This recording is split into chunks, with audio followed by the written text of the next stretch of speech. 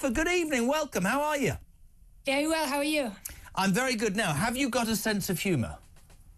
I do, but I wasn't sure about Peter Cardwell's impersonation. Was that supposed to be funny? No, he's crap. And you have absolutely proven yet again that he is about as exciting as a box of tissues. Thank you very much indeed. Now, Jennifer, am I allowed to respectfully ask you what your middle name is? Because I was thinking if it was Rebecca, you'd be J.R. Ewing. And nobody in this studio knows what that means because they're too young, but Dallas was my favourite programme. Tell me it's Rebecca, please. It's not, unfortunately. It's Lindsay, so Jennifer Lindsay. But, yeah, Dallas is a great show. And you know what you might like, if you like Dallas, is Landman. It's one of the new Taylor Sheridan shows. It's all about the Texas oil business. Really good show. Swellen, you're a drunk. You're a drunk Swellen. Oh, JR, I love... Anyway, never mind. Welcome. We spend a lot of time talking, of course, to Greg Swenson. Can I just ask you, just as a Republican, before we talk about tonight and Elon Musk and Nigel Farage, you're going to say no. It was an extraordinary campaign to see from this side of the pond. There were many times when apparently Kamala Harris was sorted and Trump was on his backside, and then there was the assassination attempt, and then the criminal thing. Greg Swenson told me every time I saw him, Trump's going to win this. Even you, though, and I believe him, were you surprised at the strength of the victory, in effect? I think we were both surprised at how quickly the results came back. And one thing we wanted was whoever won, even if it was Kamala, for it to be a very decisive victory. And you know, that's what sort of held things back in 2016 with Trump's win, and indeed in 2020. So we got a decisive victory, and how quickly that happened, yeah, that was surprising. But no, it's fantastic. The other surprise, and I guess it's because so much of it was filtered through the media, was how he outperformed with the 18 to 29-year-olds. You know, the youth were all supposed to go Democrat, and then even women he did well with, and then the Hispanic vote did really well with, and the black male vote. So I think he outperformed in almost every category, with the exception of white liberal women. It's very interesting for me. We do a show every day. We're on a station that is Fox-like, I suppose you'd say, but actually, interestingly, the more that I do this and speak to people, the more I get the distinct feeling in this country, and I use America as an example every day, that actually people in this country are fed up with the cost of living. They're fed up feeling that people come into this country for free and end up being treated better than they do, who have always paid their taxes, never broken the law, never taken a flipping handout. And I know that 85 million people voted for Trump, and these people weren't the elite in Washington. These were people who went, how much is gas? How much is my local grocery store? And why are 20 million illegal migrants or whatever getting treated better? And I think that politicians across the world, certainly in this country, need to sit up and take notice, because Donald Trump was derided. And there's many things, and I'm being straight with you, I don't agree with him about. There's a lot of things he says I find offensive. But he manages, a billionaire, to resonate with normal, hard-working class, down-to-earth people. And that's a real skill. No, it was. And I think the one word that you will sort of attribute his winning to is he's authentic. So, you know, as you just said, Jeremy, there's a lot of things you don't like that he says or you might not agree with. That's fine. At least you know where he stands. Yep. Which is something you can't always say for these other politicians. These politicians in this country wouldn't, excuse my French, I don't know what the American, they wouldn't break wind without going to a focus group. Do you understand what I mean? They won't say anything. And sometimes people go, oh, Donald Trump, he throws it out. But at least, as you said, that's genuine, even if it's rubbish or you don't agree with it, right? Right. And so, you know, it doesn't matter the amount of money he has in his bank account. No. And by the way, since when is that a bad thing, right? You know, America is a country of, you know, people who want to be aspirational and be successful so they can support their own families, so they don't have to stress over the price of gas and groceries.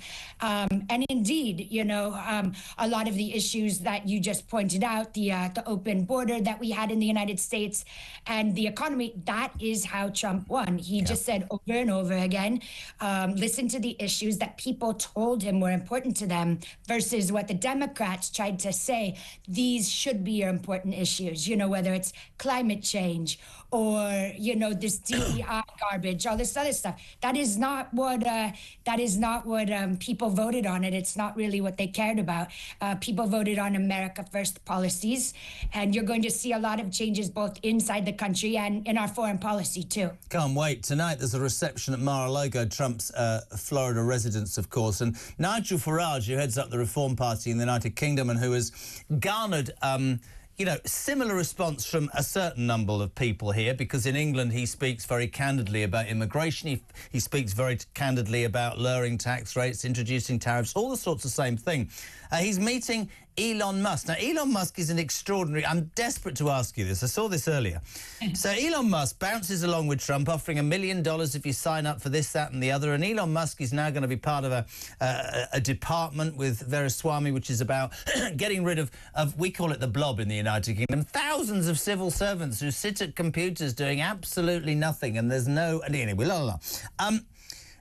Musk has sort of intimated that he might be willing to provide some money for reform. Is this a real thing, or is this just the press in your mind? Well, I think it could be a very real thing. And, you know, well done to Nick Candy, who has only been the treasurer of reform, I believe, for a few weeks, who, you know, got the, well, there's the picture right there. Yeah. Got the meeting with Elon, with Nigel, with himself, with Trump at Mar-a-Lago. So this is exciting. And I think one of the things you'll look at is whether it's money or what we call earned media, right? We're talking about this right now. And while the Democrats wildly outspent, they had so much more money than... Am I right in saying that she burnt through $1.5 billion in a number of weeks, Kamala Harris? I heard that. Is that true? 1.5 months, she burned through $1.5 billion. That is true. All of those, you know, a lot of those endorsements that you saw from the celebrities or other such people, that was not done on the kindness of their heart. That was done. I heard this, and I heard this afterwards, and I'm like, oh my God! So all these virtue signaling Beyonce, they were all paid people. That's why it was such a con, right? It was a con, and even she went on, I think it was the second most popular podcast after Joe Rogan. It's called Call Her Daddy. It's sort of a young women's sex podcast. And she had them recreate the studio because she didn't want to fly out to Los Angeles. So just a tremendous waste of money. Meanwhile, Trump is out there, you know, at McDonald's, at rallies, just wandering around, you know, obviously the garbage truck, that sort of thing. So again, that is more relatable. So with regards to Elon, I would, as somebody that's lived in, you know, the United Kingdom for 20 years, I would love to see more business people, more successful people be a part of the government. There was a great meme the other day, and it showed Trump surrounded by Vivek and, you know, Bobby Kennedy Jr., and I think it was Dana White, and a bunch of, you know, successful The only thing that I would say, and I heard this the other day, as a little warning, obviously the bromance between Musk and Trump is right up there. But presumably, unless I'm missing the point, the tariffs that Trump wants to introduce, and many people over here support that, I get that, a lot of them are going to affect the businesses that Elon Musk owns. It will be interesting to see whether this marriage of convenience or mutual sustains. Do you know what I mean by that? Because he does a hell of a lot of business in China, and if he introduces tariffs against China, that's going to affect... That is going to affect Musk's business success, is it not? So, sure, keep in mind that even the Biden administration kept on the tariffs from the Trump administration on China. So we'll see if there'll be a big change there or not. But what you're hearing about this 25% in Mexico or Canada, or indeed 10 extra % on China, a lot of those are used as just a negotiating tool, right? You're already starting to see people fall in line. So I do not worry about this bromance falling apart. I think they both have a bigger cause than money, right? I think today we had the first meeting of DOGE, the Department of Governmental Efficiency. You referenced it earlier, where Elon and Vivek will be in charge of just making things more efficient.